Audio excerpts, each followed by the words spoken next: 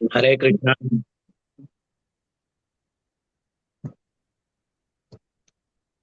हरे कृष्णा। दंडवत प्रणाम। ओम अज्ञानतिमिरन्धस्य ज्ञानाञ्जनशलाकयां चक्षुरुन्मिलितं येन तस्मै श्रीगुरवे नमः। नमो वं विष्णुपादाय कृष्णप्रेष्ठाय भूतले श्रीमते जयपताकस्वामिनिति नामिने। नमो वं विष्णुपादाय कृष्णप्रेष्ठाय भूतले श्रीमते भक्तिवेदान्तस्वामिनिति नामिने। नमस्ते सारस्वती देवं गौरवाणी प्रचारिणे निर्विशेष शून्यवादी पाश्चात्य देशधारिणे। जय श्री कृष्ण चैतन्य प्रभु नित्यानंद श्री अद्वैत गदाधर शिवासदि गौर भक्त वृंद। हरे कृष्णा कृष्ण कृष्ण हरे हरे, हरे राम राम राम हरे हरे। హరే కృష్ణ ప్రభుజీ, ఈ యొక్క అవకాశం నాకు ఇచ్చినందుకు, ఈ జన్మాష్టమి దగ్గరలో ఆ భగవంతుని యొక్క లీలలను స్మరించేదానికి మీరు నాకు ఒక అవకాశం ఇచ్చారు. చాలా చాలా ధన్యవాదాలు. హరే కృష్ణ. సో అందరు భక్తులకి కూడా ధన్యవాదాలు. ఈరోజు ఊంజల సేవ ఉండడం వల్ల కొంచెం ప్రోగ్రామ్ 8కి అనుకున్నది 9కి స్టార్ట్ అయిందనమాట. సో భగవద్గీతలో భగవంతుడు చెప్పినట్టుగా జన్మ కర్మ చమే దివ్యం ఏవం యో వేతి తత్వతః త్వక్త్వాదేహం పునర్జన్మ నైతి మాం ఏతిసో అర్జున. ఆయన యొక్క జన్మ, ఆయన యొక్క కర్మలు ఎవరైతే తెలుసుకుంటారో పునర్జన్మ నైతి. మధురపతి ప్రభు, కృష్ణలీల గురించే కదా టాపిక్? అవును ప్రభుజీ, కృష్ణలీల గురించి. Okay okay. సో వాళ్ళకి పునర్జన్మ ఉండదు అని చెప్పి భగవంతుడు స్వయంగా చెప్పడం జరుగుతుంది అనమాట. పరీక్షిత్ మహారాజు కూడా ఆయన భాగవతంలో సుఖదేవ్ గోస్వామిని అడగడం జరుగుతుంది. ఏమని అంటే, ఎండాకాలం నదులు ఎండిపోయి అక్కడక్కడ గుంటల్లో నీరు చేరుతుంది, ఆ నీరు కుళ్ళిపోతుంది. ఆ కుళ్ళిపోయినటువంటి ఆ నీళ్ళని కృత్రిమంగా శుద్ధి చేయాలా అంటే అది కుదరని పని. పెద్ద వరద వచ్చినప్పుడు ఆ నీరు కొట్టుకొని పోతుంది, కుళ్ళు నీరు. ఆ రకంగా కృష్ణ కథామృతాన్ని మీ ముఖ పద్మముల నుంచి ప్రవహించి నా కర్ణమున ప్రవేశించి నా హృదయములోనికి ప్రవహించినప్పుడు అనాదిగా నా హృదయములో పేరుకొని ఉన్నటువంటి కుళ్ళంతా కూడా కొట్టుకొని పోవుగాక. దయచేసి ఆ కృష్ణ కథామృతాన్ని నాకు వినిపించండి అని చెప్పి పరీక్షిత్ మహారాజు సుఖదేవ్ గోస్వామిని అడుగుతారనమాట. సో భగవంతుని యొక్క లీలలకి అంత శక్తి ఉంది. సామాన్యంగా కూడా మనం అర్థం చేసుకోవాల్సినటువంటి విషయం ఏంటి అంటే, భాగవతంలో రోజు మనం ఒక శ్లోకం చెప్పుకుంటాం. నష్టప్రాయేషు అభద్రేషు నిత్యం భాగవత సేవయాం భగవతీర్ ఉత్తమ శ్లోకే భక్తిర్భవతి నైష్టికి. నష్టప్రాయేషు అభద్రేషు అంటే భౌతిక జగత్తులో జీవులందరూ కూడా రకరకాలైనటువంటి అభద్రతలతో ఉన్నారు. ఆ అభద్రతలు తొలగిపోవాలా అంటే నిత్యం భాగవత సేవయం, ప్రతి నిత్యం కూడా ఆ భాగవతం, ఆ భగవంతుని యొక్క లీలల్ని తెలియపరిచేటువంటి ఆ భాగవతాన్ని మనం ఎప్పుడైతే శ్రవణం చేస్తామో ప్రతి నిత్యం కూడా, అప్పుడు జీవుడిలో ఉన్నటువంటి అభద్రతలు తొలగిపోతాయి. పిల్లవాడు తల్లిదండ్రులతోటి మార్కెట్లోకి వెళ్తాడు. వాడికి మొదట్లో భయం తెలియదు అనమాట. వాళ్ళ చేతులు వదిలేసుకొని రోడ్డు మీద అటు ఇటు పరిగిస్తాడు.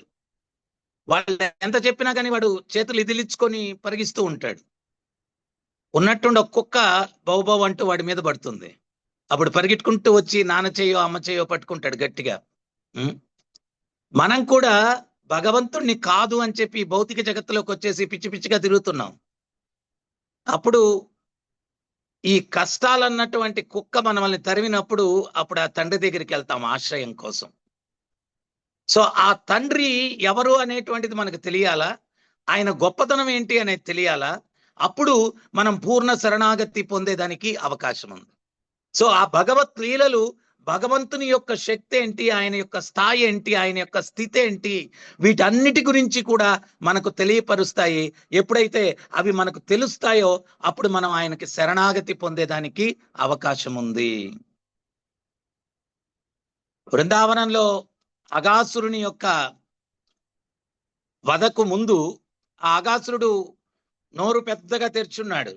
ప్రభుపాదులు వారు ఎక్స్ప్లెయిన్ చేస్తారు, వాడు నాలుక ఎట్లా ఉంది అంటే పెద్ద 4 లైన్ 6 లైన్ హైవే లాగా ఉందంట. ఈ గోపాలురు అందరు చూశారు, అరే ఇదేంటో పెద్ద గుహ, నిన్న లేదు ఈరోజు వచ్చేసింది, ఈ నాలుక అదేదో పెద్ద హైవే లాగా ఉంది, లోపలికి వెళ్ళి చూద్దామన్నాడు. అంటే ఒకడన్నాడు గోపాలుడు, ఇదేంటోరా ఏం విపత్తు కలుగుతుందో ఏమో అని చెప్పి అన్నాడు. ఇంకో గోపాలుడు ఏమన్నాడంటే, అరే ఎన్ని విపత్తులు కలిగితే కృష్ణుడు మనల్ని కాపాడలేదురా, ఇంకెందుకురా కృష్ణుడు మనతో ఉండగా భయము, పదండ్రా పోదాం చూద్దాం అని చెప్పి వాళ్ళందరూ కూడా జయ శ్రీకృష్ణ అంట లోపలికి వెళ్ళిపోయారు. అంటే ఆ భగవంతుని పట్ల విశ్వాసం అన్నమాట. అది ఎట్లా వస్తుంది, ఎందుకు భగవంతుడు మానవాతీతమైనటువంటి లీలల్ని చేయడం జరుగుతుంది అంటే మనలాంటి బద్ధ జీవులకు ఆ భగవంతుని పట్ల విశ్వాసాన్ని పెంపొందించడం కోసం. ఆ విశ్వాసం అనేది లేని దాని వల్ల ఎప్పుడేం జరుగుతుందో టెన్షన్ తో జీవితాలు గడుపుతున్నాడు. ప్రభుపాదులు వారు ఎక్స్ప్లెయిన్ చేస్తారు, ఒక పక్షి ఒక గింజ తింటుంది, తిన్న తర్వాత అటు ఇటు టెన్షన్ చూస్తుంది అనమాట. ఎందువల్ల అంటే ఆ యొక్క జంతు సమాజంలో ఎప్పుడు ఏం జరుగుతుందో తెలియదు అనమాట. ఇప్పుడు మనిషి కూడా ఏంటి అంటే ఆ రకంగా అభద్రతతో జీవితాలు గడపడానికి కారణం ఏంటి అంటే రక్షకుడైనటువంటి ఆ భగవంతుడు మనతో ఉన్నాడు, ఎల్లవేళలా మనం ఆయనకి శరణాగతి పొందితే మనల్ని రక్షిస్తాడు అనేటువంటి సత్యం మనం తెలియని దాని వల్ల ఈ రకమైనటువంటి అభద్రతలు మనలో వస్తున్నాయి అన్నమాట. సో బృందావనంలో మానవాతీతమైనటువంటి రాజమండ్రిలో ఏంటి అంటే దశమస్కందమే నడుస్తూ ఉందన్నమాట. 2 days బ్యాక్ గిరిగోవర్ధనల లీల కంప్లీట్ చేసుకున్నాము. ఈరోజు తర్వాత కృష్ణుడు దివ్యమైనటువంటి బాలుడు అన్నటువంటిది అది జరుగుతూ ఉంది. దాంట్లో ఆ బృందావన వ్రజవాసులే ఆశ్చర్య చికితులై ఆశ్చర్యములకు గురి అవుతున్నారు అనమాట. ఎందుకని అంటే అరే ఏది ఆశ్చర్యంగా ఉందే, కండ్లు తెరవక ముందే పూతన అన్నటువంటి భయంకరమైన రక్కసిని ఈ పిల్లవాడు సంహరించాడే. ఏదో చిన్న బాలుడిగా ఉండి బండి కింద పడుకొని ఉంటే కాళ్ళు తగిలి బండి తలక్రిందులుగా అయిపోయి శకటాసురుడు అన్నటువంటి రాక్షసుని సంహరించాడే. 1 సంవత్సరం వయసులో ఉన్నప్పుడు తృణావ్రతుడు అన్నటువంటి రాక్షసుడిని గాలిలోకి తీసుకొని వెళ్తే అంత పెద్ద రాక్షసుణ్ణి మెడనులిమి చంపేశాడే ఈ బాలకుడు. ఇది ఏంటిది, చాలా ఆశ్చర్యంగా ఉంది. ఈ గిరిగోవర్ధన పర్వతాన్ని 7 సంవత్సరాల వయసులో చిటికెన వేలి మీద ఎత్తి నిలబడ్డాడే, ఏంటిది, ఏం అర్థం కావట్లేదే.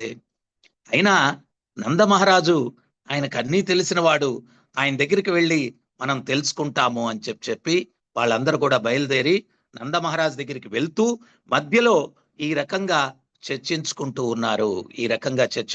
ఉన్నారు. సో అందువల్ల భగవంతుని యొక్క లీలలు ఏంటి అంటే మీరు గమనించినట్లయితే ఉద్ధవుడు లాంటి వ్యక్తికే అర్థం కాలేదంట. ఆచార్యులు చాలా మంది కూడా వివరణ ఇస్తారు దానికి. ఏమంటున్నాడంటే ఉద్ధవుడు, పుట్టుక లేనివాడివంటారు, పుడతావేంటయ్యా, భయానికే భయము కలిగించేవాడివంటారు, యుద్ధం నుంచి పారిపోతావేంటయ్యా, ఆ యశోదమ్మ చేత కోలుతో దెబ్బలు తింటావేంటయ్యా, అసత్యము పలకనని చెప్పి అంటావు, అబద్ధాలు చెప్తావేంటయ్యా, అసలు ఆయుధము చేత పట్టనని చెప్పి రణరంగంలో ఆయుధం చేతికి తీసుకున్నావయ్యా. ఇవన్నీ ఎట్లయ్యా అర్థం చేసుకోవడం? వీటన్నిటికీ ఆచార్యులు ఏమి ఎక్స్ప్లెయిన్ చేస్తారంటే, పుట్టుక లేనివాడివంటారు, ఆయనకి నిజంగా పుట్టుక లేదు, కానీ యశోదమ్మ కొన్ని వేల జన్మలు, సంవత్సరాలు కాదు, వేల జన్మలు తపస్సు చేసిందంట. ఏమని అంటే, ఆ దేవదేవుడు కృష్ణుడు నా పుత్రుడిగా పుట్టాలా అని చెప్పి ఉం? ఆ భక్తురాలి కోరికను తీర్చడానికి ఆయన పుత్రుడిగా పుట్టాడు. మరి పుత్రుడిగా పుట్టి ఆయన శంకుచక్ర గదాపద్మాలతోటి నేను దేవదేవుణ్ణి అని చెప్పి ఆయన ఎప్పుడు ఆ శంకుచక్ర గదాపద్మాలు పెట్టుకొని తిరిగితే ఆమె వాత్సల్య రసాన్ని అనుభవించాల్సింది పోనిచ్చి రోజు అర్చన చేసుకుంటూ గడిపేస్తుంది. కేశవాయనమా, నారాయణాయనమా, మాధవాయనమా. యోగమాయతోటి భగవంతుడు ఏం చేస్తాడు అంటే ఆయన దేవదేవుడు అన్నటువంటి సత్యాన్ని కూడా కప్పేస్తాడు. ఆమె ఆ వాత్సల్య రసాన్ని సంపూర్ణంగా ఆస్వాదించే అవకాశాన్ని యశోదమ్మకి కల్పించాడు భగవంతుడు.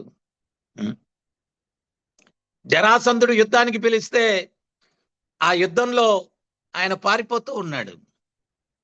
ఎందుకోసం పారిపోతున్నాడు అంటే ఆయన జరాసంధుని చంపడం ఆయనకేమి కష్టం కాదనమాట. కానీ నేను ఇప్పుడు చంపేస్తే భవిష్యత్తులో నా యొక్క భక్తుడైనటువంటి భీముడికి అవకాశం కల్పించాలా, కీర్తి భీముడికి రావాలా అని చెప్పి ఆ క్షణంలో రణరంగం నుంచి వెళ్ళిపోతూ ఉన్నాడు.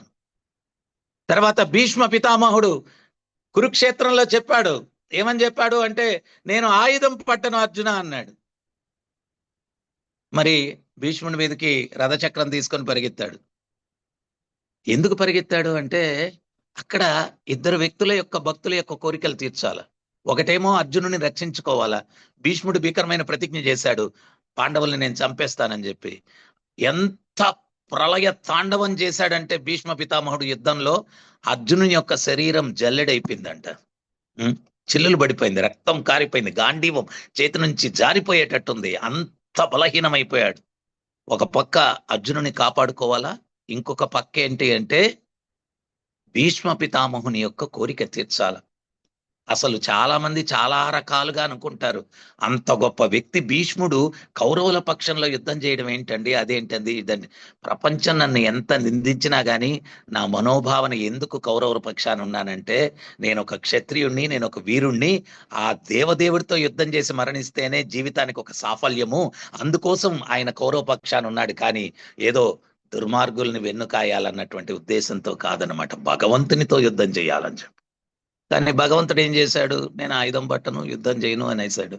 ఒరే, నేను అంత కష్టపడి ప్రపంచమంతా నన్ను నిందిస్తూ ఉంటే, ఇంత గొప్ప మహాత్ముడగి ఉండి దుర్మార్గుల పక్షాన ఉన్నాడని చెప్పి నిందిస్తూ ఉంటే, నేను అది కూడా సహించి నీకు ఎదురు పక్షంలో ఉండి నీతో యుద్ధం చేసినట్టుగా ఆనందాన్ని పొందాలనుకుంటే నాకు అవకాశం ఇవ్వకుండా ఆయుధం పట్టను, యుద్ధం చేయను అన్నావేంటి స్వామి అని చెప్పి భీకరమైన బాణాలు వదులుతూ ఉంటే అర్జునుడి మీదకి ఒక్కొక్కసారి కాపాడడానికి కృష్ణుడి మీదకి కృష్ణుడు అడ్డం నిలబడుతున్నాడంట, అవి తగులుతున్నాయంట. ఆ బాణం తగిలినప్పుడు కృష్ణుడికి అర్థం ఏమవుతుంది అంటే మిమ్మల్ని నేను ఒక వీరుడిగా చూడాలనుకున్నాను కృష్ణ, చలో చలో అని చెప్పి ఆ యొక్క కోలు పట్టుకొని గుర్రాలని తోలుకునేటువంటి రథసారథిగా నేను చూడదలుచుకోలేదు, ఒక వీరుడిగా చూడాలని చెప్పి ఒక్కో బాణం తగిలిస్తూ ఆయన యొక్క భావాన్ని భగవంతునికి తెలియపరుస్తున్నాడంట.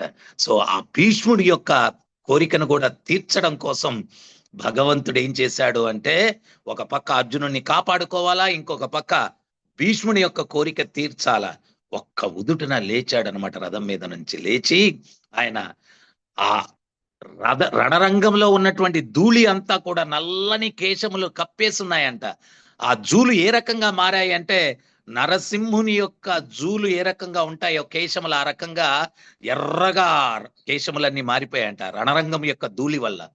ఆయన లేచి ఒక్క ఉదుటున ఏ భీష్మాచార్య అని చెప్పి గర్జించి ఆయన రథం మీద నుంచి దూకుతూ ఉంటే కిరీటం పక్కకు ఒరిగిపోతే ఒక కొదమ సింహము మదపు టేనుగు మీదకు లంకించి కుంభస్థలాన్ని చీల్చేటట్టుగా భగవంతుడు ఎగిరి కిందకు దూకి ఆ భీష్మ పితామహుడి మీదకి ఆ యొక్క రథచక్రం తీసుకొని వెళ్తూ ఉన్నాడంట. చూస్తే భీష్మ పితామహుడు రథం మీద నుంచి దిగి మోకాళ్ళ మీద వంగి రెండు చేతులు జాచి భగవంతుడిని ఆహ్వానిస్తున్నాడు. ఇది స్వామి నేను చూడాలనుకునింది, రా చంపేనన్నాను.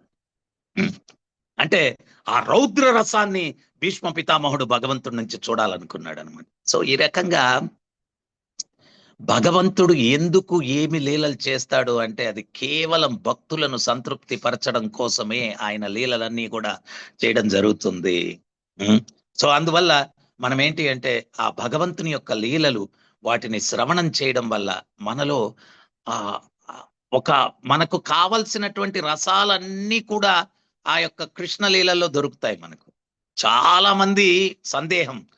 నిన్న కూడా నేను నరసింహ మీద ఏదో కామెంట్ ఒకటి చేస్తే కింద కామెంట్స్ లో ఎవరో పెట్టారనమాట. మీరు నరసింహ గురించి మాట్లాడుతున్నారు కానీ రాధాకృష్ణులు అంటేనే మీకు ఇష్టం, నరసింహ అంటే ఇష్టం లేదు అని చెప్పి అన్నారు. అంటే వాళ్ళకి అర్థం కాని, అంటే జనాలు ఎటువంటి వాళ్ళు అంటే భగవంతుడి అవతారాల మధ్యలో కూడా తగులు పెట్టేయగలరు అనమాట. అంత కేపబుల్ ఉన్నటువంటి వ్యక్తులు, కెపాసిటీ ఉన్నటువంటి వ్యక్తులు. నరసింహుడికి కృష్ణుడికి ఏమి ఉంది చెప్పండి, అంతా సర్వం ఆయనే కదా. కానీ ఆ భక్తుడు ఎవరో ఆయన పెట్టాడు, మీరు నరసింహ అంటే అంత ఇష్టం ఉండదులే మీకు, కృష్ణుడినే మీరు పూజిస్తారు, రాధాకృష్ణులనే పూజిస్తారు అని. సో జీవుడు ప్రభుపాదుల వరకు ఉపన్యాసంలో చెప్తారు, వెరిగేటెడ్నెస్, వెరైటీస్ కావాలి జీవుడికి. ఒక్క వెరైటీతో సంతృప్తి చెందాడు. ఇప్పుడు మిగిలినటువంటి అవతారాలన్నీ కూడా మాక్సిమం మనకేంటి అంటే ఐశ్వర్య భావన, దాస్య భావన, ఈ రెండు మాత్రమే ఇవ్వగలవు అనమాట మిగిలిన అవతారాలన్నీ కూడా. ఇప్పుడు నరసింహ భగవానుడి దగ్గరికి వెళ్ళిపోయి మనము బృందావనంలో కృష్ణుడితోటి గోపాలుడు ఆడుకున్నట్టుగా మనం ఆ యొక్క అవకాశాన్ని నరసింహ భగవానుడితో మనం పొందలేం, వరాహ అవతారంతో పొందలేం, శ్రీరామచంద్రుడితో కూడా పొందలేం, నారాయణుడితో కూడా పొందలేం. కానీ కృష్ణుడు దొంగపడేవాడంట. ఏదో ఆటలో ఒక్కోసారి చీకటి పడిపోయేదంట దొంగపడితే.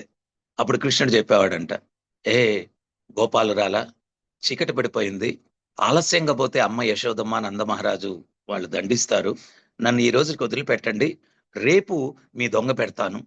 అప్పుడు ఈ గోపాలు అనేవాళ్ళంట, ఏంటి కృష్ణ, దొంగ కూడా అప్పు పెడతావా నువ్వు, రేపు దొంగ పెడతాడంటావా, అదేం కుదరదు, ఇప్పుడే దొంగ పెట్టి వెళ్ళాల. అప్పుడు కృష్ణుడు కొంచెం గంభీర వదనంతో, ఏ గోపాలురారా, ఏమనుకుంటున్నారు, నేను ఎవరనుకుంటున్నారు, మీలాగా సామాన్యమైనటువంటి గోపాలుని అనుకుంటున్నారా, నందమహారాజు యొక్క కుమారుణ్ణి. ఒరే చూడండిరా, దొంగ పెట్టాల్సి వచ్చేసరికి ఈయన ఏదేదో పెద్ద పెద్దవన్నీ మాట్లాడుతున్నాడు రా, నందమహారాజు యొక్క కుమారుడు అంటే, అబే మాకు తెలియదండి ఇన్ని రోజులు, మాకు అవన్నీ అనవసరం, దొంగ పెట్టి వెళ్ళండి. మళ్ళా కృష్ణన్, ఏ గోపాలురారా, గర్గముని ఏం చెప్పాడో తెలుసా నా గురించి. ఏం చెప్పాడయ్యా, నారాయణుడే నేను. ఆహా, ఓరి ఓరి ఓరి ఓరి, దొంగ పెట్టాల్సి వచ్చేసరికి ఏదేదో మాట్లాడుతున్నాడు రా కృష్ణుడు. కృష్ణ, ఇవన్నీ మాకు అనవసరం, నువ్వు నారాయణుడు అయి ఉండొచ్చు, నందమహారాజు కుమారుడు అయి ఉండొచ్చు, ఇప్పుడు మాకు దొంగ పెట్టి వెళ్ళాల్సిందే నువ్వు. సో అట్లాంటి సన్నిహితమైనటువంటి ప్రేమ వినిమయ వ్యాపారాలు కేవలం కృష్ణుడితోనే. మన స్నేహితుడిగా ఉంటాడు, మన యొక్క ప్రియుడిగా ఉంటాడు, మన యొక్క సేవకుడిగా ఉంటాడు. నరసింహ చరిత్ర ధర్మరాజు వినేసి నారదమునితో అంటాడనమాట, ఏమి భాగ్యం ప్రహ్లాదుడికి అంటాడు. అంటే అప్పుడు నారదముని అంటాడు, నీ భాగ్యానికి ఏం తక్కువయ్యా అంటాడు, నీ భాగ్యానికి ఏం తక్కువయ్యా, ఆయన ఊరికే రక్షించడానికి అవతరించాడంతే, కానీ నీ ఇంట్లో సేవకుడయ్యాడు, రథసారథి అయ్యాడు, స్నేహితుడయ్యాడు, బంధువయ్యాడు, సేవకుడయ్యాడు. రాజసూయ యజ్ఞం చేస్తూ ఉంటే ధర్మరాజు, కృష్ణుడు వచ్చి, ధర్మరాజా నాకు కూడా ఏదన్నా సేవ ఇమ్మన్నాడు. సేవ ఇమ్మంటే, స్వామి నేను రాజసూయ యజ్ఞం చేసేదే మీరు యజ్ఞ పురుషుడు అని చెప్పి ప్రపంచానికి తెలియపరచడానికి నేను రాజసూయ యజ్ఞం చేస్తున్నాను, మీకు నేను సేవ ఇవ్వటం ఏంటయ్యా మహానుభావ అన్నాడు. లేదు, నా భక్తుడి ఇంత గొప్ప కార్యక్రమం జరుగుతూ ఉంటే నేనేం సేవ చేయకుండా ఎట్లుంటాను, నాకేదో ఒక సేవ ఇమ్మన్నాడు. అప్పుడు ధర్మరాజు అన్నాడు, మీకు సేవ ఇవ్వడం అనేదే నేను చిన్నబుచ్చుకుంటున్నాను, నేను మీకు సేవ ఇచ్చేంతటి వాడిని కాదు, మీకేం సేవ కావాలో మీరు స్వీకరించండి, నేను మాత్రం మీకేం సేవ ఇవ్వనన్నాడు. అప్పుడు భగవంతుడు అన్నాడు, నీ ఇంటికి వచ్చిన అతిథుల యొక్క పాదాలు కడిగేటువంటి సేవ నాకివ్వు, వాళ్ళు భుజించిన తర్వాత ఆ ఎంగిలి ఇస్తరాకులు ఎత్తేటువంటి సేవ, ఈ 2 సేవలు నాకివ్వు అన్నాడు. అదే దుర్యోధనుడు కూడా అడిగాడు సేవ. రిసెప్షన్ లో ఉంటాను నేను అందరినీ రిసీవ్ చేసుకునేదానికి, నా చేతుల మీద అన్ని జరుగుతున్నాయని బిల్డప్ ఇస్తాను అన్నాడు దుర్యోధనుడు. దుర్యోధనుడికి భగవంతుడికి ఎంత వ్యత్యాసం ఉందో చూడండి. సో నీ భాగ్యానికి ఏం తక్కువయ్యా అంటే, భగవంతుడు ధర్మరాజు ఇంటిలో వచ్చిన అతిథులకు పాదాలు కడిగాడంటే నీ భాగ్యానికి ఏం తక్కువయ్యా అంటాడు నారదముని. నీ భాగ్యానికి ఏం తక్కువ. సో ఈ రకంగా ఆ భక్తులు భగవంతునితో అన్ని రసాలు అనుభవించగలిగిన ఒకే ఒక స్వరూపం, అది కృష్ణ స్వరూపం. ఆ ఒకే ఒక్క స్వరూపం, అన్ని రసాలు, ఈ నీకు జీవుడికి కావలసిన అన్ని రసాలు కూడా ఆయనతోటి అనుభవించగలవు. వేరే ఏ యొక్క అవతారంలో కూడా అవన్నీ కూడా అవకాశం లేదు. సో మాకు స్వార్థం ఉంది కృష్ణ భక్తులకి. ఏంటంటే ఆ భగవంతునితో అన్ని రసాలు కూడా అనుభవించాలని చెప్పి అనుకుంటాం మేము. అన్ని రసాలు కూడా అనుభవించాలని చెప్పి అనుకుంటాం. ఆయనలో సాఖ్యరసం, మాధుర్య రసం, వాత్సల్య రసం ఏదైనా కానీ యశోదమ్మ కృష్ణుణ్ణి రోటికి కట్టేసింది. బలరాముడు లేడంట అప్పుడు. బలరాముడు లేకపోతే ఎవరో గోపాలు వెళ్ళి బలరాముడు బయట ఎక్కడో ఆడుకుంటూ ఉంటే చెప్పారంట, ఏ బలరామ ఏం జరిగిందో తెలుసా, కృష్ణుణ్ణి కట్టేశారు అన్నాడు. అప్పుడు బలరాముడికి ఎక్కడ లేని కోపం వచ్చిందంట. ఎవరు నా సోదరుణ్ణి కట్టేసింది? నా సోదరుడు ఎవరు అనుకున్నారు? నారాయణుడు, నరసింహుడు. నా సోదరుణ్ణి కట్టేస్తారా? నేనెవరనుకున్నారు? నేను అనంతుణ్ణి. అనంతమైన జ్వాలలతోటి ఈ యొక్క బృందావనాన్ని దహించి వేస్తాను. ఎవరు నా సోదరుని బంధించింది అన్నాడంట. అప్పుడు ఆ గోపాలుడు మెల్లిగా చెవులో యశోదమ్మ అన్నాడంట. ఈ ముక్క ముందు చెప్పాలి కదా, నేను ఎంత పెద్ద డైలాగులని పాడేశాను. ఈ ముక్క ముందు చెప్పాలి కదా, యశోదమ్మ అని చెప్పి. ఎవరో దొంగోడో లేకపోతే రాక్షసుడో ఏదో అని చెప్పి అనుకుని నేనేదేదో మాట్లాడేశాను, ఈ ముక్క ముందు చెప్పాలి కదా అన్నాడంట. సరే అసలు ఏం జరుగుతుందో పోయి చూద్దామని చెప్పి వెళ్ళాడంట. వెళ్ళేసరికి రోటి కృష్ణుని యశోదమ్మ కట్టేసిందంట. ఈ కళ్ళని నులుముకున్నాడు. ఆయనకు పెట్టిన కాటుకంతా ముఖమంతా పూసేసుకున్నాడు. ఏడుస్తూ కళ్ళంతా నులుముకుంటూ ఉన్నాడు. వెళ్ళేసరికి బలదేవుడు కట్టేసిందని సైగ చేశాడంట. చేస్తే మయ్యా యశోద, కృష్ణుడు ఎవరనుకున్నావు? నారాయణుడు, నరసింహుడు, అది ఇదనే అరుస్తున్నాడంట. అంటే ఆ కృష్ణుడి యాక్షన్ చూసి ఈయన మళ్ళా మర్చిపోయాడు. ఉద్వేగం వచ్చేసింది బలరాముడికి. అప్పుడు యశోదం, బలదేవ చుప్, ఏంటి నరసింహుడా? పిల్లి మియాం అంటే పరిగెట్టుకుంటూ వచ్చి నా కొంగు చట్టం దాక్కుంటాడు, వీడేంటి నరసింహుడు, ఓ ఇక్కడ నుంచి అని.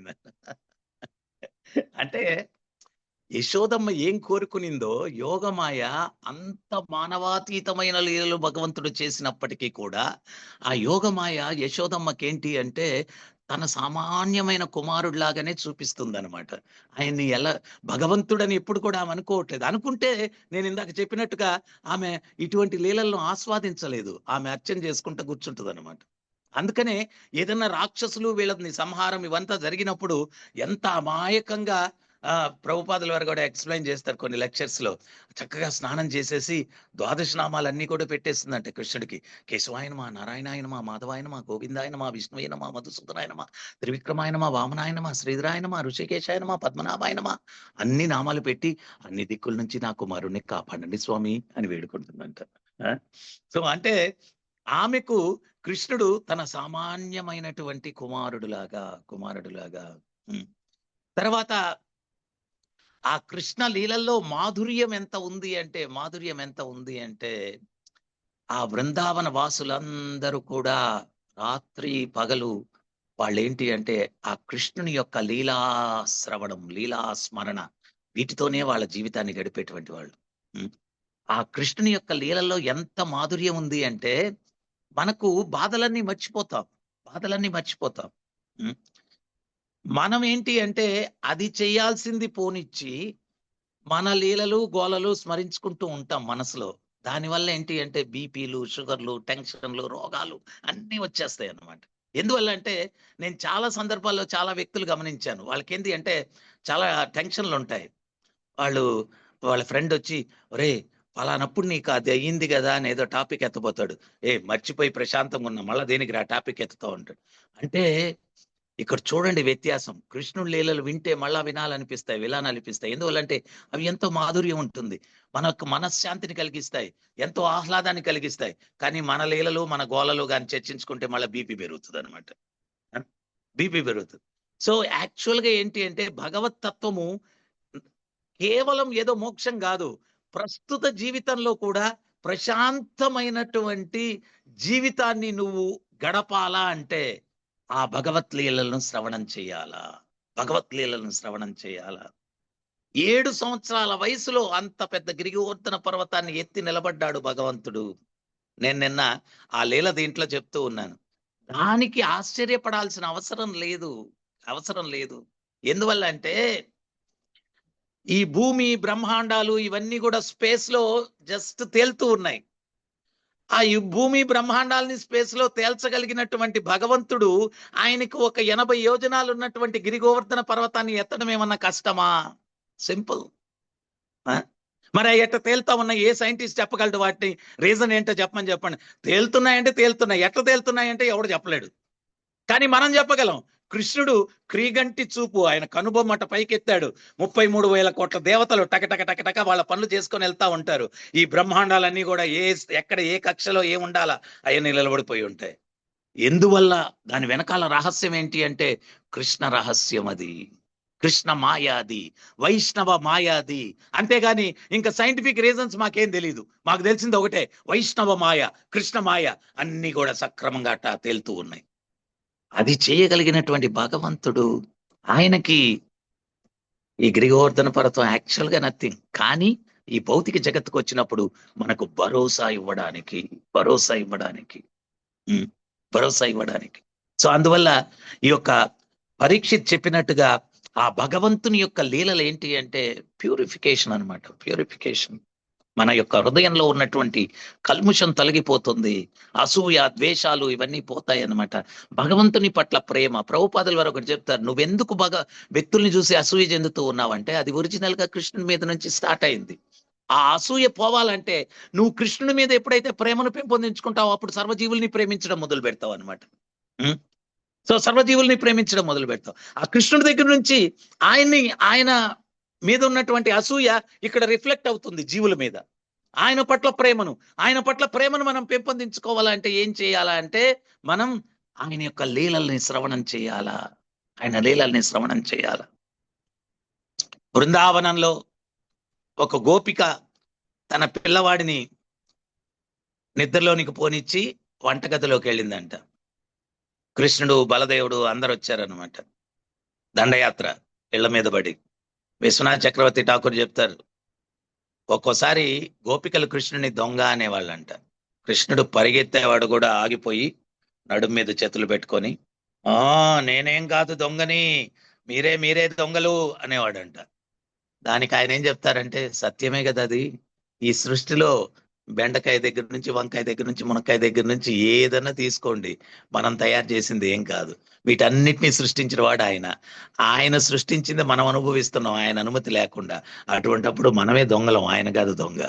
ఆయన వస్తువుని ఆయన తీసుకెళ్తున్నాడు. వీళ్ళు వెన్న తయారు చేసినా, ఎవరు వెన్న తయారు చేసినా, ఎవరు పెరుగు తయారు చేసినా, ఎవరింట్లో పాలున్నా కానీ, ఎవరి ఇంటిలో ఉన్న ఏ వస్తువు అయినా కానీ కృష్ణుడిదే. దాన్ని ఆయన తీసుకుంటే ఆయన దొంగ అవుతాడు చెప్పండి? యజమాని ఆయన కదా. సో అప్పుడు ఆయన నడు మీద చేతులు పెట్టుకొని అట్టా చూశాడంట. చూసి బలదేవుడు అన్నాడంట, ఏ కృష్ణయ్య, వంటగదిలో ఆ గోపిక ఉంటే వెన్న ఎట్లా అపహరించడం అన్నాడంట. అన్నగారు మీరుండండి, నేను చూసుకుంటాను అని చెప్పి ఆ నిద్రించే పిల్లవాడి దగ్గరికి వెళ్ళిపోయి గట్టిగా వాడికి తొడబెల్లం పెట్టాడంట. వాడు కెవ్వున ఏడుస్తూ ఉంటే ఒక రుమాలు ఒకటి తీసుకొని మూతికి మీసం లాగెట్టు పెట్టుకొని వాడి ముఖం దగ్గరికి, వాడు అప్పుడే నిద్రలేచి కళ్ళు తెచ్చాడు అనమాట. వాడి ముఖం దగ్గరికి వెళ్ళిపోయి అని చెప్పి అరిచాడంట. వాడు ఇంకా గుక్క పెట్టి ఏడుస్తూ ఉంటే ఆ గోపికకేం అర్థం కాలేదు. నా పిల్లవాడిని ఇప్పుడే కడుపు నిండుకు పాలిచ్చి పడుకోబెడితే ఏమైపోయింది వాడికి అని చెప్పి పరిగెట్టుకుంటూ వస్తే అప్పుడు వీళ్ళు అదే అదనుగా చూసుకొని వంటగదిలోకి వెళ్ళారు. నలుగురి మీద ఇద్దరు ఎక్కారు, వాళ్ళ మీద కృష్ణుడు ఎక్కాడు. ఆ వెన్నకొండ కన్నం కొట్టి ఆ వెన్న కారుతూ ఉంటే, దోసెడితో కృష్ణుడు తాగుతూ ఉంటే, ఆయన చేతుల్లో నుంచి వెన్న కారుతూ ఉంటే గోపాలుడు తాగుతూ ఉంటే, వాళ్ళ చేతుల్లో నుంచి వెన్న కారుతూ ఉంటే కోతులు తాగుతూ ఉన్నాయంట. ఆ కోతుల మధ్యలో కూర్చొని వెన్న తినిపిస్తూ ఉంటే యశోదమ్మ ఒకసారి అంటుందంట, ఏ కన్నయ్య, చిన్న పిల్లలు కోతుల్ని చూస్తే పరిగెత్తుకొని పారిపోతారా, నీకేం భయం లేదంట్రా ఆ కోతుల మధ్యలో కూర్చొని వెన్న తినిపిస్తున్న వాటికంటే? అప్పుడు కృష్ణుడు చెప్తాడంట, అమ్మా, నేను ముందు వచ్చినటువంటి రామావతారంలో సీతను వెతకడానికి వెళ్ళినప్పుడు ఈ వానరాలన్నీ నాకు సేవ చేయడానికి వచ్చాయి. అరణ్యాల్లో సంచరించినప్పుడు ఆకులు అలములు తిన్నాయి. ఎడారుల్లో సంచరించినప్పుడు పచ్చి మంచినీళ్లు కూడా దొరకలేదు. అందువల్ల కానీ నా సేవ వదిలిపెట్టలేదు. అందువల్ల నా స్వహస్తాలతోటి వాటికి వెన్న మిగడ తినిపిస్తున్నాను. యుగం మారిపోయినా కానీ భగవంతుడికి చేసిన సేవ ఆయన మర్చిపోడు. కానీ ఈ భౌతిక జగత్తులో 99 రోజులు ఎవరికన్నా సేవ చేయండి, ఒక్కరోజు మీరు చేయలేకపోతే వాడా పనికి మాలినోడు అంటారు. వాడా పనికి మాలినోడు అంటారు. 99 రోజులు చేయండి. కానీ భగవంతుడు స్వల్పమప్యస్య ధర్మస్య త్రాయతో మహతో భయాత్, స్వల్ప ధర్మం ఆ ముక్తి ప్రదాత అయిన ముకుందునికి చేసుకుంటే త్రాయతో మహతో భయాత్, అతి భయంకరమైన మృత్యువు నుంచి కూడా మనల్ని కాపాడుతాడు. పూతనేమంది చేసింది? విష పాలిచ్చి భగవంతుణ్ణి సంహరించాలని వచ్చింది. కానీ భగవంతుడు ఏం చేశాడు? ఒక తల్లిలాగా మాతృభావనతోటి వచ్చి నాకు పాలివ్వడానికి ప్రయత్నించింది. అందువల్ల ఆ పూతనకు వైకుంఠంలో తల్లి స్థానాన్ని కల్పించినటువంటి మహోన్నతమైన హృదయం కలిగినటువంటి వ్యక్తి మన తండ్రి ఆ కృష్ణయ్య. మహోన్నతమైన హృదయం. రాక్షసి చంపాలని వచ్చినా కానీ ఆమెకు అంత గొప్ప స్థానాన్ని కల్పించాడు భగవంతుడు. అంత గొప్ప స్థానాన్ని కల్పించాడు అనమాట. సో ఆ వెన్న మిగడ తింటుంటే అప్పుడు గోపిక అనుకునిందంట, నా పిల్లవాడి తొడ కందిపోయింది, వాడు గుక్క పెట్టి ఏడుస్తున్నాడంటే ఖచ్చితంగా ఈ నల్ల పిల్లి యొక్క పనే ఇదని చెప్పి వంటగదిలోకి వెళ్ళేసరికి ఒకరి తర్వాత ఒకరు కిటికీలో నుంచి దూకి పారిపోయారంట. యశోదమ్మ దగ్గరికి ఫిర్యాదు ఇవ్వడానికి వెళ్తే కృష్ణుడు యశోదమ్మ వెనకాల పరిగెట్టుకుంటూ వెళ్ళిపోయి దాక్కుని ఆమె కొంగుతోనే మూతి శుభ్రంగా తుడుచుకొని అమాయకంగా అట్లా నిలబడున్నాడు. అప్పుడు ఆ గోపికొచ్చి అంటూ ఉంది, చూసావా మా ఇంట్లో వెన్న తినేసి వచ్చి నీ వెనకాల ఎంత అమాయకంగా నిలబడ్డాడో అంటే. అప్పుడు యశోదమ్మ అడుగుతుందంట, ఏరా కన్నయ్య నిజంగా వాళ్ళ ఇంట్లో వెన్న తిన్నావంటరా అంటే అప్పుడు బ్రజభాషలో చెప్తాడంట, మయ్యా మై నహీ కాయ. యశోదమ్మకి ఏమనిపిస్తుంది? మై నహీ కాయ, నేను తినలేదని అనిపిస్తుంది. గోపికి ఏమనిపిస్తుంది? అయ్యా మై నహీ కాయ, నేనే తిన్నాను. అప్పుడు గోపిక అంటుంది, భయం కూడా లేకుండా నేనే తిన్నానని చెప్తున్నాడు చూడు వాడు. ఏమే నాకేమైనా చెవిటి వచ్చిందా? నేను తినలేదని చెప్తుంటే నాన్న ఇంకొకసారి చెప్పు అంటే మయ్యా మై నహీ కాయ అమాయకంగా. యశోదమ్మ గోపిక వంక తిరిగేసరికి కృష్ణుడు ఆ గోపికను చూసి నేనే అంట, నేనే తిన్నాను ఏంటంట. అప్పుడు యశోదమ్మ చెప్తుందనమాట, వాడి ముఖం చూస్తే ఒక్కోసారి ఆ మూతికి ఆ వెన్న తుడుచుకోవడం మర్చిపోయేవాడంట. మర్చిపోతే అప్పుడు ఆ గోపికలు చెప్పేవారంట, చూసావా వాడి మూతికుండే వెన్న మా ఇంట్లో వెన్నే అనేవాళ్ళంట. అప్పుడు కృష్ణుడు అనేవాడంట, అమ్మా నా మీద ఎంత కక్ష పెట్టుకున్నారే వీళ్ళు. ఇద్దరు గోపికలు చేరి నా 2 చేతులు వెనక్కి విరిచి పట్టుకొని నీ ముందు దోచిగా నిలబెట్టాలని మూతికంతా వెన్న పూసి ఆ వెన్న తుడుచుకునేటువంటి సమయాన్ని కూడా నాకు ఇవ్వకుండా తరుముకుంటూ వచ్చారే, ఎంత దుర్మార్గమే ఈ గోపికలు అంటే. అప్పుడు యశోదమ్మకి ఎక్కడలేని కోపం వస్తుందంట, ఏయ్ నా కుమారుని ఇంత కష్టపెడతారా మీరు? ఇంత కక్ష పెట్టుకొని ఉన్నారా? అయినా వాడిని రెడ్ హ్యాండెడ్ గా పట్టుకోండి, అప్పుడు శిక్షిస్తాను. పొండి పొండి, వాడి ముఖం చూస్తే ముద్దు పెట్టుకోవాలనిపించట్లేదా? పొండి పొండి కొండెములు చెప్తారా? పొండి పొండి అని చెప్తారు అనుకుంటుందంట. అప్పుడు ఈ గోపికలందరూ వెళ్ళిపోయి పెద్ద మీటింగ్ పెట్టుకొని ఒక్కొక్కరొక్క ప్రణాళిక అంట. ఏంటంటే ఒక ఆమె, కృష్ణుడు మా ఇంటికి వస్తే నేనేం చేస్తానో తెలుసా? పట్టేస్తాను కృష్ణుడిని అంటుందంట.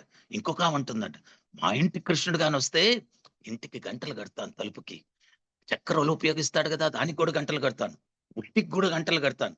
ఆ గంటలు మోగినప్పుడు వచ్చి పట్టేసుకొని అప్పుడు రెడ్ హ్యాండెడ్ గా యశోదమ్మ దగ్గరికి తీసుకెళ్తాను. అందరూ ప్లాన్ వేసుకున్నారంట. కృష్ణుడు ఆ గంటలు కట్టిన ఇంటికి వెళ్ళాడు. ఆ తలుపుకంతా గంటలు కట్టేస్తుంది. అప్పుడు కృష్ణుడు నవ్వుతూ నిలబడుకొని నడుము మీద చేతులు పెట్టుకొని పిల్లని గోవి బొడ్డులోకి చెప్పుకొని, పిచ్చి గోపికల్లారా, నేనెవరు అనుకున్నారు? అఖిలాండ కోటి బ్రహ్మాండ నాయకుండను, నా అనుజ్ఞ లేకపోతే గడ్డిపోచ కూడా కదలదు, అటువంటిది గంటలు మ్రోగుతాయి అనుకుంటున్నారా? గంటల్లారా మోగొద్దు అన్నాడు. గంటలు మోగలేదు. తలుపు తీశాడు, చక్కెరలు తీసుకెళ్ళి అక్కడ పెట్టుకున్నాడు, ఒట్టి దించాడు, ఆ వెన్న తీసి గోపాలుడు అందరికీ తినిపిస్తున్నాడు. గంటలు ఏం మోగలేదు. ఒక గోపాలుడు, కృష్ణుడు మనకి తినిపిస్తున్నాడు ఆయన తినట్లేదు అని చెప్పి ఆ ఉట్టి సట్టి లాక్కొని ఆ వెన్న తీసుకుని కృష్ణుడి నోట్లో పెట్టాడు. అన్ని గంటలు గలగల గలగలగల మోగుతున్నాయి. అప్పుడు గంటలారా మోగొద్దంటే మోగుతున్నారేంటి అన్నాడు. అప్పుడు గంటలు ఏమన్నాయి తెలుసా? స్వామి మీకు నైవేద్యం జరుగుతుంటే ఎట్లా మోగకుండా ఉంటాం స్వామి అన్నారు. అప్పుడు కృష్ణుడు ఆ కిటికీలో నుంచి దూకి వెళ్ళిపోయాడు. గోపికలు వచ్చేసరికి బలదేవుడు వెళ్ళిపోయాడు. అందరు గోపాలు వెళ్ళిపోయారు. మధుమంగళుడు కూడా దూకడానికి ప్రయత్నించాడు. అయితే మధుమంగళుడు పాపం చాలా సన్నగా ఉంటాడు. ఆ కిటికీలో ఇరుక్కుపోయాడు అనమాట, సగం బయటికి సగం లోపలికి. అతన్ని పట్టుకొని వెళ్ళి చెట్టుకు పిలక కట్టేశారు మధుమంగళుడు పిలక. ఒక్కడే దొరికాడు కదా, కట్టేసి మీ గ్యాంగ్ అంతా పిలువు, నేను ఇడిపించుకునేదానికి వాళ్ళు రావాలా, వాళ్ళు చేసిన బీభత్సానికి వాళ్ళకి శిక్ష పడాలా, అది ఇది అంటే అప్పుడు మధుమంగళుడు కృష్ణుని కోసం ప్రార్థిస్తే కృష్ణుడు వచ్చి అప్పుడు ఆయన పెద్ద ఉపన్యాసం ఇస్తాడు. బ్రాహ్మణ పుత్రుని ఈ రకంగా మీరు కష్టాలు పెడతారా, దానికి పర్యవసానం బ్రహ్మహత్యా పాతకం వచ్చేస్తుంది, అది వచ్చేస్తుంది, ఇది వచ్చేస్తుంది అని భయపిచ్చేస్తే అందరు గోపికలు భయపడిపోయి మళ్ళా కృష్ణ ఇతనికి చేసినటువంటి అపరాధం నుంచి మమ్మల్ని మేము విముక్తుని ఎట్ట చేసుకోవాలా అంటే, మధుమంగళ నీ కోరిక ఏమన్నా ఉంటే చెప్పవయ్యా అంటే, అప్పుడు నేతి లడ్డూలు కావాలి కృష్ణ అంటే అప్పుడు వాళ్ళు నేతి లడ్డూలు తెచ్చిస్తే శుభ్రంగా తినేసి మధుమంగళుడు అక్కడి నుంచి వెళ్ళిపోతారు. సో ఈ రకంగా ఇంకో గోపికేమో ఇంకో గోపికేమో వలబట్టి కృష్ణుని బంధిస్తుంది. అప్పుడు ఒక గోని సంచిలో కృష్ణుని బంధించేసి తీసుకుని యశోదమ్మ దగ్గరికి వచ్చి, చూసావా రెడ్ హ్యాండెడ్ గా పట్టుకోమన్నావా, పట్టుకున్నాను ఈ రోజు చూడు అని చెప్పి ఆ గోని సంచి తెరుస్తుంది అనమాట. తెరిస్తే కృష్ణుడు రాడు బయటికి, ఆమె కుమారుడు బయటకు వస్తాడు. యశోదమ్మ అంటుంది, నీ కుమారుని దండించమంటావా నా కుమారుని దండించమంటావా అంటే, అప్పుడు ఇదేంటిది రే నువ్వెప్పుడు వచ్చావురా అంటది. అమ్మా నువ్వు నన్నే కదా పట్టుకున్నావు, నిన్నెక్కడరా పట్టుకుంది, నేను కృష్ణుడు రా పట్టుకుంది, లేదమ్మా నువ్వు నన్నే పట్టుకున్నావమ్మా అంటాడు. ఇదేం మాయో నాకు అర్థం కావట్లేదు అంటే యశోదమ్మ అంటుంది, తీసుకురా నీ పిల్లవాడిని దండిస్తానంటుంది. బలెటోళ్లే అని చెప్పి తీసుకొని వెళ్ళిపోతుంటుంది. మళ్ళా ఆయన పొట్ట మీదటి గీరుతాడు అనమాట. ఇంకెందుకు ఈ సంచి ఇవన్నీ అని చెప్పి దింపుతుంది అనమాట. మళ్ళీ దింపితే మళ్ళీ కృష్ణుడు బయటకు వస్తాడు. బయటకు వస్తే మళ్ళా నువ్వు వచ్చావేంటి అంటే, అప్పుడు కృష్ణుడు బయటకి టక్కని దూకేసి గోని సంచిలో నుంచి, చూడు పంతానికి పోయి పట్టుకున్నావు, ఈసారికి మీ అబ్బాయిలా కనిపించాను, ఇంకోసారి నన్ను పట్టుకున్నావు అనుకో మీ ఆయనలా కనిపిస్తాను అని చెప్పాను. సో ఈ రకంగా రకరకాలైనటువంటి లీలలు బృందావనంలో భగవంతుడు చేయడం జరుగుతుందన్నమాట. సో అంత గొప్ప భగవంతుడు, ఆయన యొక్క జన్మాష్టమి రాబోతూ ఉందన్నమాట. సో ఆ యొక్క లీలల మీద మనం శ్రవణం చేస్తూ వాటన్నిటిని కూడా స్మరించుకుంటూ, బృందావనంలో ఏంటి అంటే ఎన్నో అద్భుతమైనటువంటి లీలలు, అంత గొప్ప దేవదేవుడు. మళ్ళీ ఆయన ఏంటి అంటే శ్రీమతి రాధారాణికి ఆయన సరెండర్ అనమాట. చాలా మందికి రాధా తత్వం కూడా అర్థం కాదు. రాధారాణి ఎవరు? భక్తి స్వరూపం. ఆ భగవంతుడు భౌతిక దృష్టితో రాధారానికి ఆకర్షితుడు కాలేదనమాట. ఆయన ఆకర్షితుడయ్యింది ఏంటి అంటే ఆ భక్తి స్వరూపానికి, ఆ యొక్క పవిత్రతకు భగవంతుడు ఆయన శరణాగతి అయ్యాడు. అందుకనే కృష్ణుని పేరు మదన మోహనుడు, రాధారాణి పేరేంటి అంటే మదన మోహన మోహిని. ఆ మదన మోహనుణ్ణి మోహింపజేసేటువంటిది. అందుకని మీరు ఈ లీల విన్నారో లేదో, కోన్షి అనేటువంటి ప్రదేశంలో రాధారాణి ఉండేదన్నమాట. ఉన్నప్పుడు ఒకరోజు భగవంతుడు వెళ్తాడు. అంటే భక్తుల్ని ప్రసన్నం చేసుకునే దానికి ఏమేమి తంటాలు పడతాడో భగవంతుడు అనే దానికి మనం ఇక్కడ చూడొచ్చు అనమాట. అక్కడికి వెళ్ళి భగవంతుడు రాధారాణి తలుపు తడతాడు అనమాట, ఇంటి తలుపు తడతాడు. తలుపు తడితే అప్పుడు కోన్షి ఎవరక్కడ అని చెప్పి అంటుంది అనమాట. అప్పుడు కృష్ణుడు అంటాడు, నేను శ్యామ అంటాడు. ఓ నీలి మేఘమా, వర్షాలు మాకు బాగా పడ్డాయి అబ్బా, మాకు ఇక్కడ అవసరం లేదు కానీ పక్క ఊరికి వెళ్ళి కురువు అని చెప్పాను. నేను చక్రి, ఓ కుండలు చేసేవాడా, మొన్ననే మా ఇంట్లో చేయించుకున్నాం, ఇప్పుడు ప్రస్తుతానికైతే అవసరం లేదు, పక్కింట్లో ఏమన్నా అవసరం ఉందేమో అడగండి అంటాడు. అప్పుడు నేను మధు అంటాడు. మధునా, ఓహో తేనెటీగంటే నాకు భయం బాబు, నేను అస్సలు తీను. సో సహస్రనామాలు చెప్తే సహస్రార్థాలు చెప్తుంది రాధారాణి. అలసిపోయి నిరాశతో వెళ్ళిపోతూ ఉంటాడు కృష్ణుడు. అప్పుడు మెల్లిగా తలుపు తెలిసి స్వామి అని పిలుస్తుంది అనమాట, స్వామి అని పిలుస్తుంది. సో ఈ రకంగా భగవంతుడు ఏంటి అంటే ఆయన ఆ భక్తి స్వరూపానికి శరణాగతి పొందుతాడు. అందుకనే ప్రభుపాదులు వారు ఎన్నో సందర్భాల్లో చెప్తారు అనమాట, నువ్వెందుకు కృష్ణుని చూడాలనుకుంటున్నావు, నువ్వు పవిత్ర భక్తిని పెంపొందించుకొని ఆయన నిన్ను చూసేటట్లుగా ఎందుకు చేసుకోకూడదు. ఇక్కడ మీరు చూసినట్లయితే చరిత్రలో ఆ భక్తుల వెనకాల భగవంతుడు పరిగెత్తాడు. ఎందువల్ల అంటే వాళ్ళలో ఉన్నటువంటి పరమోత్కృష్టమైనటువంటి భక్తికి ఈయన బద్ధుడైపోయాడు. అదే రూపగోస్వామి చెప్పాడు భక్తి రసామృత సింధులు, కృష్ణ అంటే సర్వాకర్షణీయుడు కానీ ఆ పవిత్ర భక్తి అన్నటువంటిది ఆ కృష్ణుణ్ణి కూడా ఆకర్షిస్తుంది. సో ముఖ్యంగా మనం ఏంటి అంటే నిన్న నేను ఒక ప్రభుపాదుల వారి లెక్చర్ అది వింటూ ఉంటే దాంట్లో ప్రభుపాదుల వారు చెప్తారనమాట. చైతన్య మహాప్రభు ఆయన నవవిధ భక్తిలో ఉత్తమమైనటువంటి అంశం ఏంటి అంటే చైతన్య మహాప్రభు చెప్తారు, అపరాధరహితమైనటువంటి నామకీర్తన అంటాడు. ఉం? అపరాధరహితమైనటువంటి నామకీర్తన. సో మనం ఏంటి అంటే ఏ వైష్ణవుడికి కూడా ఏ రకమైనటువంటి అపరాధాలు చేయకుండా ఆ భగవత్ నామాన్ని మనం ఎంత కీర్తిస్తామో అప్పుడు ఈ హృదయం ఎంత ప్రక్షాళన అవుతుందో అంత త్వరితగతిలో ఆ భగవత్ తత్వం మనకు వంట పట్టేదానికి అవకాశం ఉంది. ఎప్పుడైతే ఈ హృదయం శుభ్రమవుతూ ఉంటే ఇదే లీల ప్రాథమికంగా ఉన్నటువంటి వ్యక్తి ఒక రకంగా ఆస్వాదిస్తాడు, మధ్యమంగా ఉన్నటువంటి వ్యక్తి ఒక రకంగా ఆస్వాదిస్తాడు, ఉత్తమంగా ఉన్నటువంటి వ్యక్తి ఇంకో రకంగా ఆస్వాదిస్తాడు అనమాట. ఆ ఉత్తమంగా ఉన్నటువంటి వ్యక్తి ఆస్వాదించేటువంటి భగవత్ లీలలు ఏంటి అంటే సాక్షాత్తు దర్శనం అది చూస్తూ ఉంటాడు. ఆ భగవత్ లీల వింటున్నాడంటే ఆయన కళ్ళకు కనిపిస్తూ ఉంటుంది, కృష్ణుడు ఎదురుగా ఉంటాడు, శ్రీమతి రాధారాణి ఎదురుగా ఉంటుంది, ఆ లీల కనిపిస్తూ ఉంటుంది అనమాట. అది ఉత్తమాధికారి స్థితి.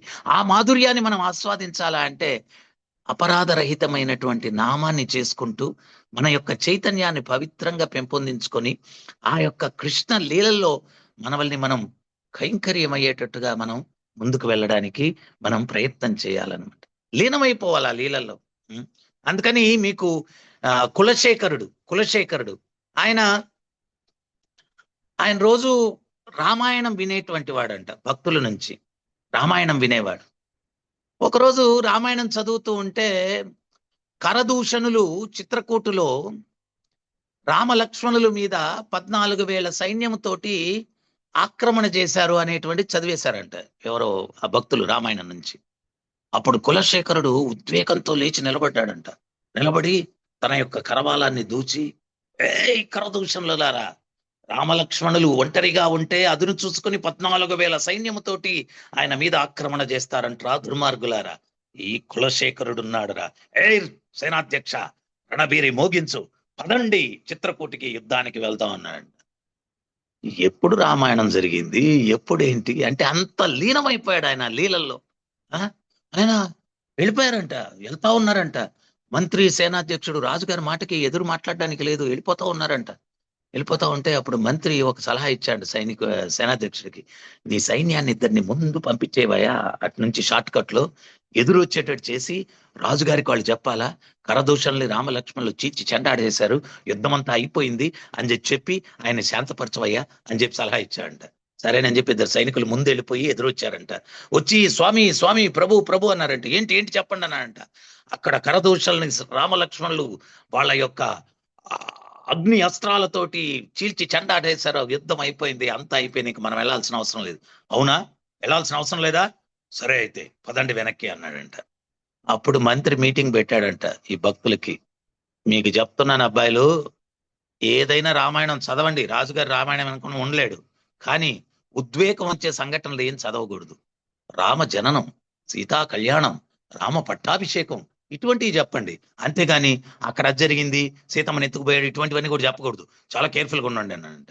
సరేనా, ఇంకా ఆ రోజు నుంచి రామాయణంలో రాముని యొక్క జననము, రామ పట్టాభిషేకము, సీతా కళ్యాణము ఇటువంటివేనంట చర్చలు. రోజు పండగేనంట. ఆ ఏనేయడమేనా, రాముల వారి రోజు పుట్టారు, అల్లేలా చర్చించాం, పేద ప్రజలు అందరినీ కూడా పిలవండి, వాళ్ళకి వస్త్రాలు దానం చేస్తాం, ధనం దానం చేసి రోజు పండగలు, భోజనాలు, బ్రహ్మాండమైనటువంటి సంకీర్తన ఉద్యమం జరుగుతూ ఉందన్నమాట. ఒకరోజు ఆ రామాయణం చదివే భక్తుడు బయట ఊరికి వెళ్తూ వాళ్ళ కుమారుని పంపించాడంట, జాగ్రత్తలు చెప్పలేదంట. చెప్పకపోయేసరికి ఆ పిల్లవాడు ఎల్లంగానే రామాయణం తెరవంగానే ఒక దుష్టుడైన రావణుడు మాయా సాధువు రూపంలో వచ్చి జగజ్జనని జానకీదేవిని అపహరించి లంకకు తీసుకుని వెళ్ళాడు అని చదివేశాడంట. అది చదివేసరికి మళ్ళా ఈయన, రావణా ఏమనుకున్నావురా, నీ 10 తలలు నరుకుతాను, ఈ యొక్క కులశేఖరుడు బతికే ఉన్నాడు, రణబేరి మ్రోగించండి, పదండి లంక మీదకి యుద్ధానికి అన్నాడంట. ఓరు నాయన, అయిపోయింది కథ. అందరూ మళ్ళా బయలుదేరారంట. ఏంటి ఈయన ఉద్వేగంతో దారంతా ఒకటేనట, రావణ వస్తున్నాను రా, నేను నీ ఎంత చూస్తాను రా, రాయ్ అంటా ఉన్నాడంట.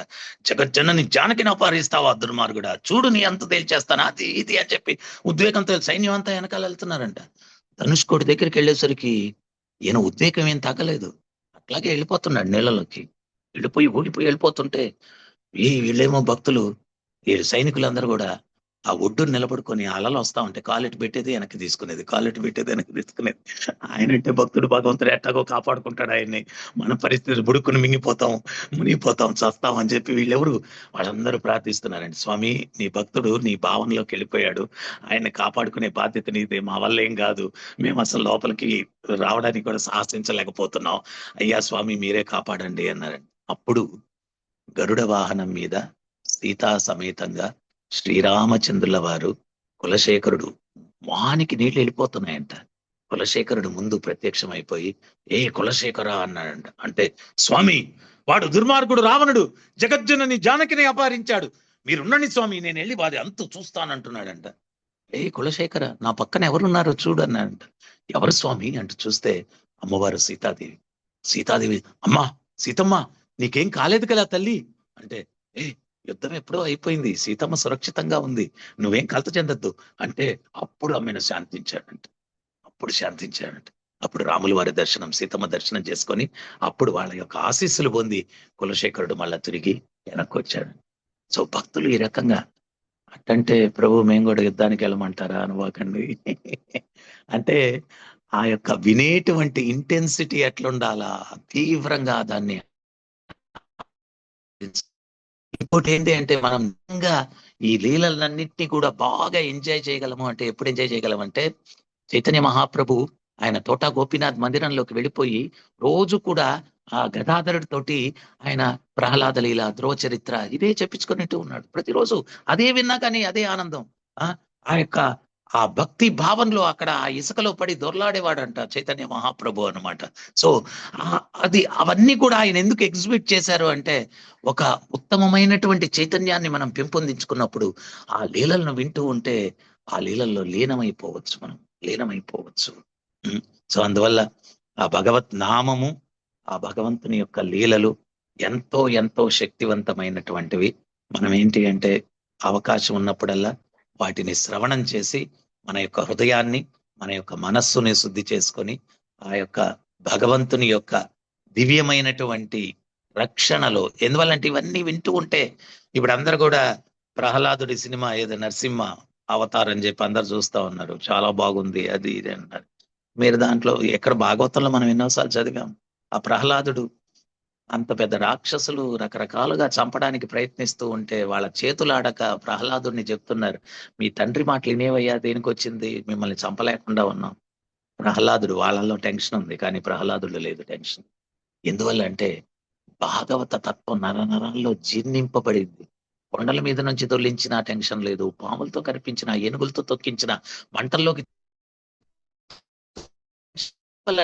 ఆయన ఒక్క డైలాగ్ వదులుతాడు, ఒకే ఒక డైలాగ్. ఏంటది అంటే, ఏమయ్యా మీరు ఎందుకయ్యా మీ డ్యూటీ చేసుకోండి అయ్యా, మీరు నన్ను చంపేస్తారా, మా నాన్నగా చంపేస్తారా, మనుషులు పెరిగారు కానీ బుద్ధులు పెరగలేదు స్వామి మీకు, మీరు మా నాన్న డిసైడ్ చేస్తే నేను చావను, ఆ శ్రీహరి డిసైడ్ చేస్తే నేను చనిపోతాను, మీరేం వరి అవ్వద్దు, మీ పని మీరు చేసుకోండి. అంత ప్రశాంతమైన జీవితాన్ని మనం గడపాలా అంటే ఆ భగవంతుడు లీలలు పదే పదే విని, ఆ రక్షకుడు నా వెనకాల ఉన్నాడు. నేను ఇందాక చెప్పాను, కుక్క తరుముకుంటే ఆ పిల్లోడు రోడ్ల మీద పరిగెత్తే పిల్లోడు పరిగెత్తుకుంటూ వచ్చి తల్లినో తండ్రినో గట్టిగా పట్టేసుకుంటాడు అనమాట. ఎప్పుడైతే ఆ తల్లి తండ్రిని పట్టుకుంటాడో వాడికి ఎక్కలేని ధైర్యం వచ్చేస్తుంది. అప్పుడు దాకా వెనక్కి కూడా తిరిగి చూడకుండా పరిగిస్తాడు వాడు, ఆ కుక్క తరుముకుంటే. అప్పుడు వాళ్ళని పట్టుకొని వాడు ఆ కుక్క మీద చూస్తాడనమాట. ఏమని చూస్తాడు తెలుసా, ఏయ్ మా నాన్న ఉన్నాడు రా అన్నట్టుగా చూస్తాడు, అంత పొట్టోడు. మనకు కూడా ఎప్పుడైతే ఆ భగవంతునికి శరణాగతి పొందుతామో ఎటువంటి కష్టమైనా గాని కళ్ళల్లో కించిత్ భయం లేకుండా దాన్ని చూడగలిగినటువంటి సామర్థ్యం భగవంత్ శరణాగతి ద్వారా మనకు వస్తుందన్నమాట. సో ప్రాపంచిక జీవితంలో కూడా మనం ధైర్యంగా జీవించాలా అంటే ఆ భగవంతునికి శరణాగతి పొందాలా. అణువణువు నా రక్షకుడు భగవంతుడు ఉన్నాటండి విశ్వాసంతో మనం జీవించాలి. అప్పుడే మనం ఆనందంగా జీవించేదానికి అవకాశం ఉందన్నమాట. సో చివరిగా విశ్వాసం మీద ఒకటి చెప్పి నేను ముగిచ్చేస్తాను.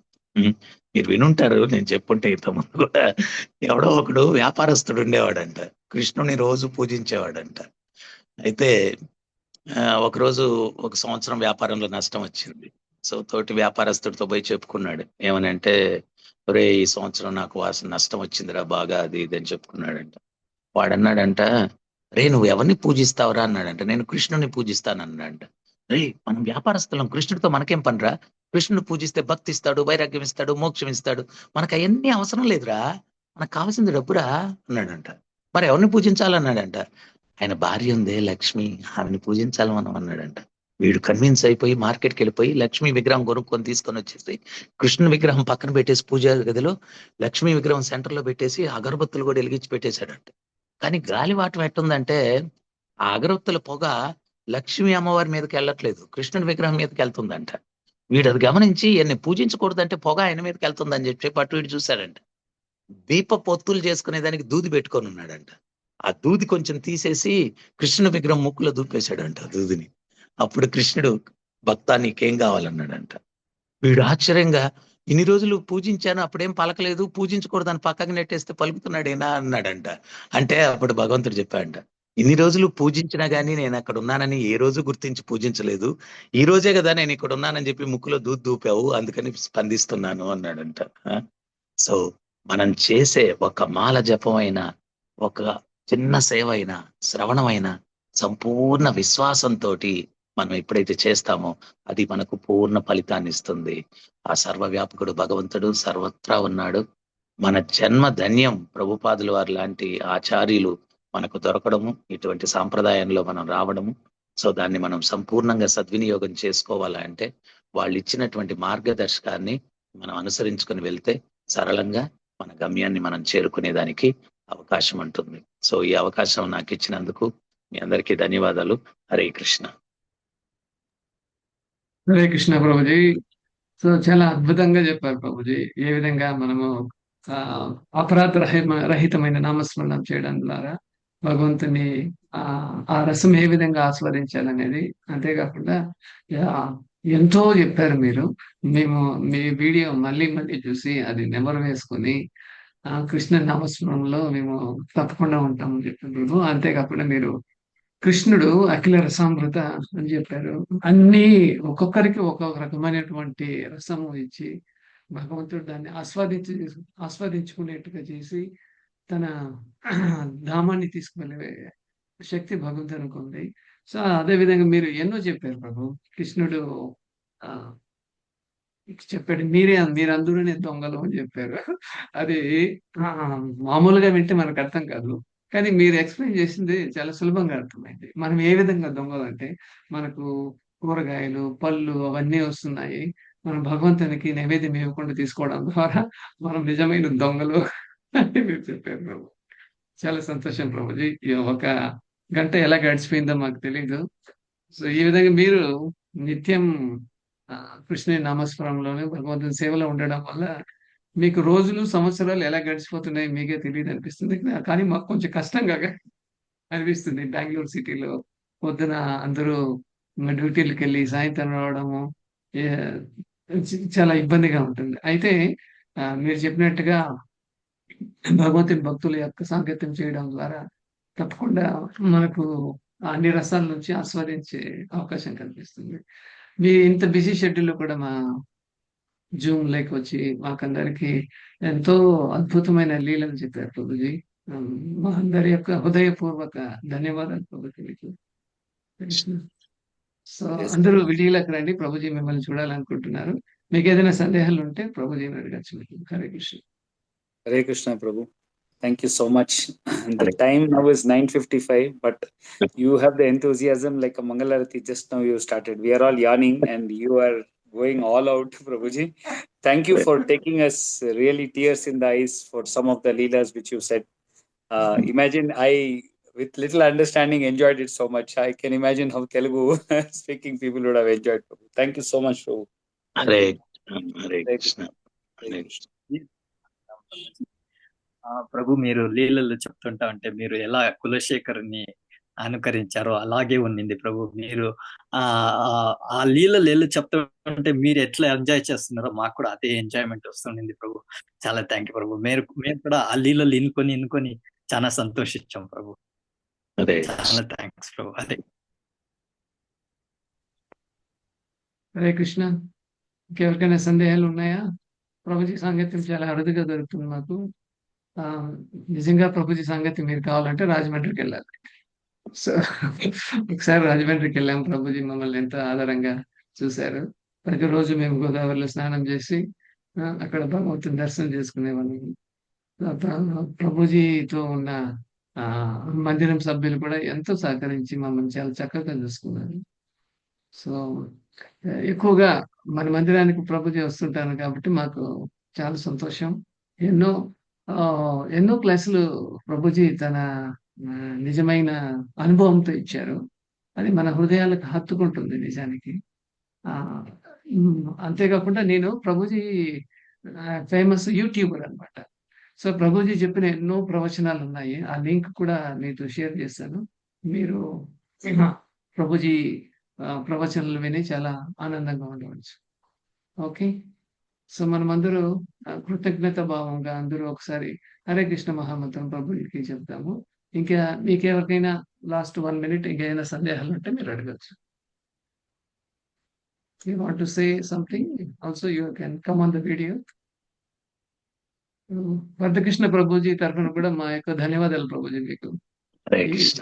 కృష్ణరాజ్య ప్రోగ్రామ్ ఆయనే ఇనాగరేట్ చేశారు. 21 days డే 1 ఆయనే వచ్చారు. ఓకే. సో చాలా ధన్యవాదాలు ప్రభుజీ. సో అందరూ హరే కృష్ణ మాత్రం ఒకసారి చెప్పండి as a token of thanks giving. Hare Krishna Krishna Krishna Hare Hare Hare Rama Rama Rama Hare Hare Gauranga Hare Hare Krishna. Thank you so much. Thank you. Hare Krishna. Hare Krishna. Hare Krishna.